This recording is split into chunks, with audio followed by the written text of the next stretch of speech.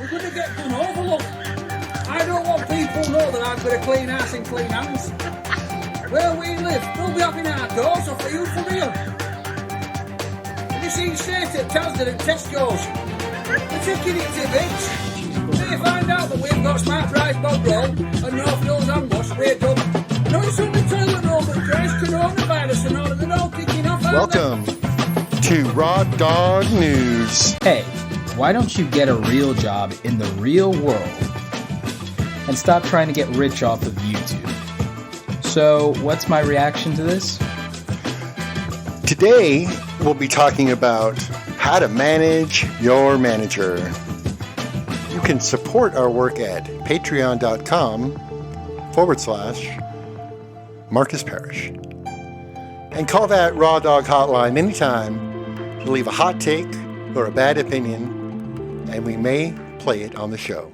424-666-1036. So with me today is my co-host, Ashley. Hi, everyone. Today we're talking about your job. I guess one thing that one could do to be able to manage their manager at work could be to get up and walk out. Ooh, that's a bingo. But that might not work so well for everyone.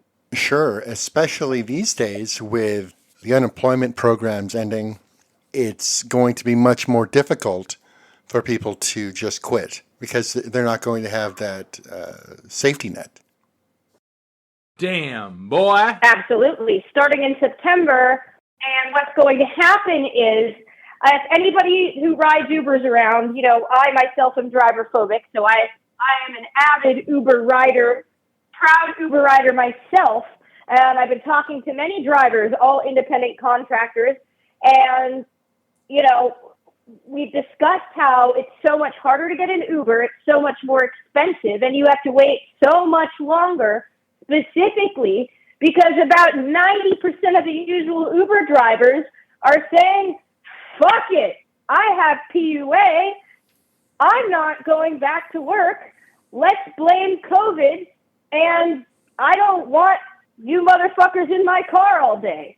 So we have that going on, and in the same sense, that's happening with office jobs. People do not want to go back to the office. Now, the problem is that starting in September, there's going to be a bum rush of people, lines and lines of people trying to, hustle up on ZipRecruiter and Indeed to try and get some last-minute slapdash job that they're going to not do enough research on. They're not going to How many of you guys have applied to jobs, mass applied to jobs? I've actually blackout drunk applied to jobs before. That's a whole other story to talk about.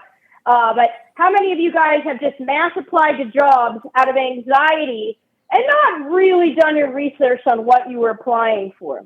Oh, yeah, all the time.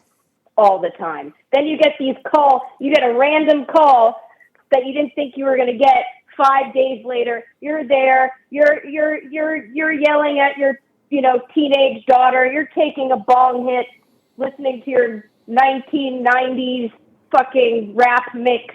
You get a call asking you to come into an interview for some shit that you didn't even mean to apply for. You don't know who your supervisor is going to be, but depending on how desperate you are at the time, you may show up to that interview, not know what you got yourself into, and meet the supervisor that day. Well, sooner or later, people are going to have to start doing that. And it's like you just said.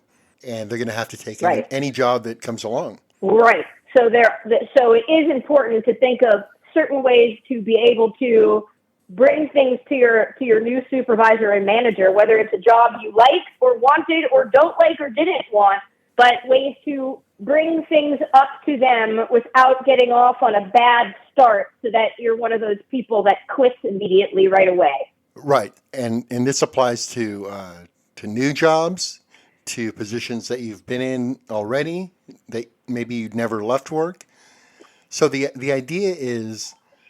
question is how to bring issues at your job to your boss without being targeted as a troublemaker or a ringleader, a problem causer.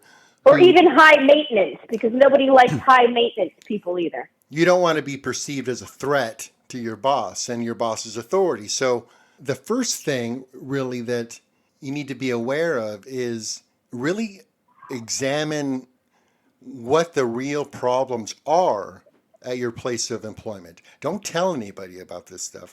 Make some notes about things that you see that you believe could be changed for the better. Issues. I don't know what they are. Maybe the bathroom needs to be repainted. The office bathroom. It's trashed. It's been that way for years. And it would be better if it was taken care of for the morale of the employees, a whole bunch of reasons. Someone tried to make a meth lab in the urinal. We're going to make phenylacetone in a tube furnace, and we're going to use reductive amination to yield methamphetamine, 4 pounds. Yes, science! You just can't go into your boss, though, and demand that be taken care of, or even really ask. It's not like the guy doesn't already know it. How do you do that? When I was in that situation as a front desk administrative support, pretty prominent divorce law firm head of that whole front of the office, that was my job to do. I had to see problems, address problems, and actually go to people who were way above me and try to find the nicest ways to tell them that shit is fucked up. So that's the goal. The puzzle to work out is, what's the nicest way that you can tell people that shit is fucked up?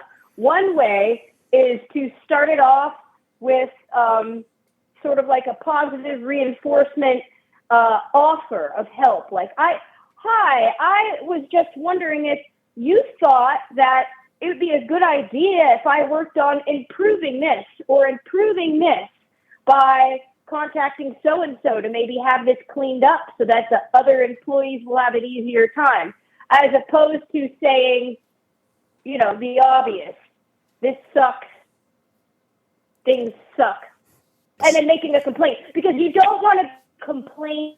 The most important thing to do is to find out how to be a complainer, but at the same time hide that you are a complainer, because nobody likes a complainer. Right. So the best way to do that, really, is to get a team of people on your side. That can be difficult to do, because you can't just go to your coworker and say, "Hey, complain with me," because they're gonna see that as dangerous. They're going to see that as a threat, because they're going to see it as a possible. The supervisor in the back of their mind might be thinking, "Oh, are these motherfuckers trying to form a union on me?" Right. So how do you avoid that? So and still get things done as a group, so you're not singled out.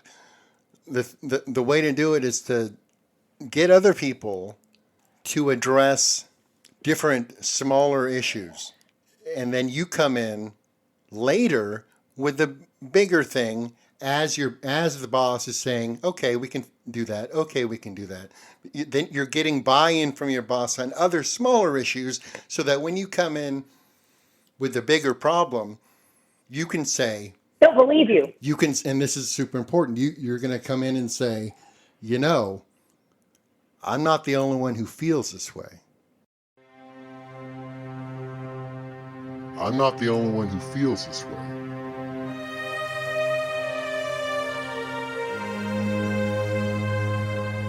I'm not the only one who feels this way. I'm not the only one who feels this way." And what that does is it puts this little question in your boss's head that maybe he's not doing as good of a job as he could. If there are these problems that exist, and it seems like the entire staff is aware of it, it becomes much more difficult to single out an individual person for some kind of retribution or something like that. So that's the puzzle. You need to get consensus from your coworkers, even if it's not true. Even if your coworkers really aren't speaking up about the problem, you get to tell your boss that they are. Oh yeah, that's a good one. And everybody, I know I've used that. I know other people have used that, not just for work, but for other things. People even use this with family members. Everybody, but without saying it in a hostile fashion, maybe addressing how others have been noticing. Myself and others have been noticing that your reaction is different than it used to be about A, B, or C. A, B, A, B, A, B, C. A, B, A, B, A, B, C. A, B, A, B, A, B, C. Now I know my ABCs. Oh, hello, headmaster. What are you doing? Oh, I'm teaching them the alphabet. Yeah, it's basically community organizing, like on a small level. You want to get allies on your side when you're going towards some goal, especially if there are barriers, if the person that you're trying to reach is likely to say no. I can't afford a taxi. Get a job. Arnold, that's the whole idea in the first place. Willis needs a job. You get the picture? I'm unemployed. Then why don't you collect unemployment insurance? Arnold, to collect unemployment, you gotta not be working at what you're working at before you stop working. What you talking about, Willis? Where just like that, when someone comes up and says something like, I am a god, everybody says, who does he think he is? I just told you who I thought I was, a god. How could you say that? How could you have that mentality? You want a crew behind you so that the person sees you and says, oh, this person already has some kind of support. I'm not going to be supporting someone without other means, Unless the boss says, who was it? Who was the other person? Right. So you try to keep it vague, and you just get your coworkers to say, like, if it comes up, like if the boss comes and says, hey, do you think this way too? Just say yes. That's all they really need to agree to, is to basically shut up, trust you, and say yes to the thing that will make their lives better. You're trying to make your life at work better. You're trying to make your coworkers' lives at work better, and you're manipulating your boss into treating everybody better. That's the idea, because that's the only weapon that workers really have. There's no way to really fight back in any other way other than using these kinds of tactics. Well, there's also always the good old-fashioned, dick-headed, I am going to email the supervisor and I am going to CC the entire team. And then you just watch the action. Kind of like what I like to call on social media, post and ghost. Make a post that's going to cause people to completely go at war, send you hate mail, and ghost. Post and ghost. Email and ghost. Right. Then you have to leave, and then you can use COVID as an excuse to leave early from work. Even though COVID isn't even there anymore and people are vaccinated. You can then just say, oh, but COVID. I have to go. Right. That's another... Because that's what everyone else did. That's what the bosses did. That's what bosses have been doing this entire pandemic, is using COVID. That's what employees have been doing, is using COVID. That's what unemployed people who don't want to go back to work is blaming COVID. If you wake up and you slept on the bed wrong, you can blame COVID. If you don't want to pay your power bill, you can blame COVID. If you don't want to go into work on time, you can blame COVID. If you don't want to do anything. You can just blame COVID. Yeah. Now, the problem is, are we going to just keep doing that? Because the pandemic's basically, well, not in India, but here, the pandemic for us, where we are, is basically over. So are we just, how much longer are we going to just be blaming COVID for? I know that we're going to run out of benefits. There's no more benefits left. So basically, people are going to have to start their own businesses, like ourselves, or go back to these offices where we have to deal with managers and keep blaming COVID after COVID doesn't exist anymore. Right. So that's one of those options that time is rapidly running out on. So if you need to use any of these wrong answer excuses, you better do it now. No. Yep. Use all the wrong answer excuses that you can.